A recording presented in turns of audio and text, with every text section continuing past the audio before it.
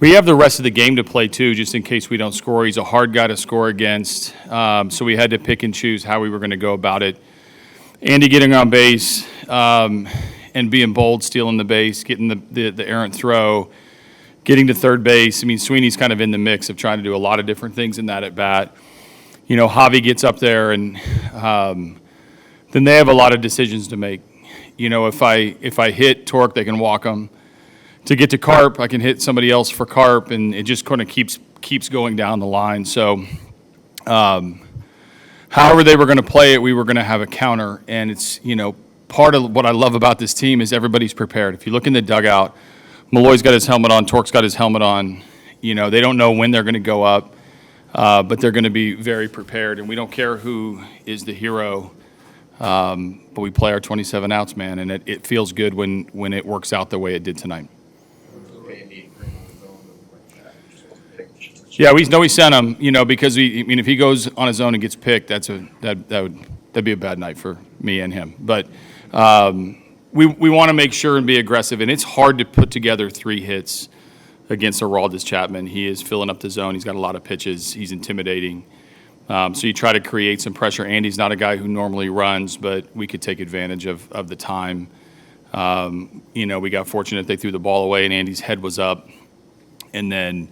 You know, how do you get a guy in from 90 feet with a guy throwing 102 miles an hour? So credit to our guys for hanging in there in an emotional game in a lot of ways where we had control of the game. You know, they battled back. We made big pitches. We made big defensive plays and big at-bats. You put all that together, it's a big series sweep. What about Jacob allows him to do what he did? Like, yes, it's a lefty, but at the same time, it's Chapman. He knows the strike zone. Like, at the end of the day, like, it's all about the strike zone. We preach it all the time, and he's a good example of that. He only gets the toughest matchups in baseball. Like, that's his role on this team. And so knowing the strike zone is a huge component there and being able to control his emotions. The fact that he's been here and had this role for a little bit of time, I think settles him into the at-bat right away. He saw Chapman last night. It's not his first time that he's been up to bat in a critical at-bat.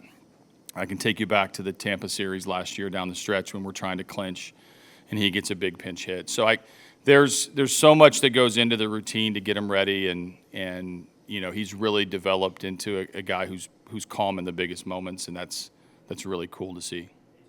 How impressed are you with Will Vest after 2 innings, 35, 36 pitches yesterday? He can have tomorrow off. Everybody can. That was I mean. Yeah, no, it's big. Those. I mean, Glaber's play up the middle, Will not backing down, Tommy Kahnle coming in with no room for error against one of their better hitters that we know we're going to get countered after losing the lead with our horse on the mound to start the inning. And there's so much that can go into sort of emotional drain, and this team just has a ton of character about it to be able to hang in the competition and keep fighting. Hey, AJ, a couple years ago, you had those comments about you guys are going to reestablish yourself as a very good team. We're either going to join us or we're going to beat you. I mean, this is pretty much exactly that. You guys went after Bregman. You decided to go to Boston, and you guys sweep him despite he playing well. Like, I mean, this is kind of correlates a little bit, right? Well, I'm not going to take the bait, but it's a nice effort. You know, I'm proud of the way that we play, and I think, you know, what I meant by those comments was not directed at anybody in the present or future, but it was meant to be that we are going to come to the ballpark every day expecting to win. And if you look at this team, you know, we do that, right? What do you guys think when you come to the ballpark is that the Tigers have a chance to win? So we've established our culture, we've established our expectations, our standards, the way we work, the way we prepare, and every single guy in there is doing their part. So, you know, it's been a long road for some of those guys. Some guys join the fun, you know, after seeing kind of how it's been built. So it takes a lot of people to get to win a Major League Baseball game. Tonight we showed it, and we're gonna strap it back up again after a nice day off. Real quick follow-up on that. Just watching that crowd react to Bregman, how they have all 3 games, that's pretty special, right? I love how they react to the Tigers. Like what this fan base does is they love the English D. They love the players that wear the uniform. They love the players that leave it out on the field. They love the personalities that we're putting together in a clubhouse, and some of it's shining through in some of the biggest moments. So I think our fans love the Tigers. I think it's very apparent. And when we play at home, you know, we feel it. We feel it in a midweek game. We feel it on a weekend. We feel it on a sellout. We feel it, you know, when people have to work. And that's why when we come home, we walk in this building, we feel really good about being a Tiger. Off the bat, AJ, did you think you were going to put you guys in front? I thought it was 10 rows deep. So did he. You know, I think he didn't do anything wrong, but you know, I'm so used to his ball carrying like 30, 40 feet further. Then I was hoping that those little fake bushes in the outfield maybe had done it. And then one night I was walking out to just do the crew chief just to make sure.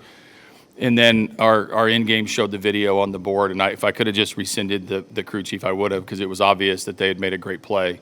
But you know, kind of when Carp hits the ball in the air, don't we all think it's a homer?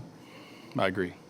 What did you see from Scoop? I mean, so rare. He had 11 strikeouts. It looked like he was in control at the first out, and then they nicked him a little bit. Yeah, well, I think throughout the game, you know, they had a pretty good game plan to not try to do too much. You know, Bregman's really the only guy that took a shot at a pull side ball in the air. Other than that, it was a lot of guys doing conceding some power to get the ball to the middle part of the field, and they're good hitters, and you know, they hang in there through the competition as well. So I think the walk was so uncharacteristic of him, and then the two strike, he yanked a fastball down that was supposed to be up, and Raffaello was able to get it through the infield. So there's nobody better to have on the mound at that point. Pitch count under control. He had really good stuff.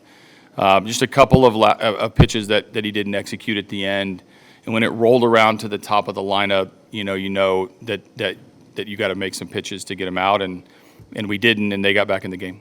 So Andy get aggressive on the bases, but how about Riley early on with the swing move and Joey with the send? Yeah, no, I mean those are obviously big plays, and I'm happy for the umpire seeing it in real life, because when I saw it on the board, you know, you could see how creative the slide was and how the tag didn't quite get to his chest. So again, like, I know it sounds like a broken record, just complete the play, see what happens. How happy were you for Joey? You know, I think on his birthday, Yeah. even when Alex tries to. Yeah, I think he's, you know, when you get to our age, as coaches, as managers, I think you want to get through your birthday. You know, this is a great win. We lined Scooble up for Joey's birthday. Everybody's happy.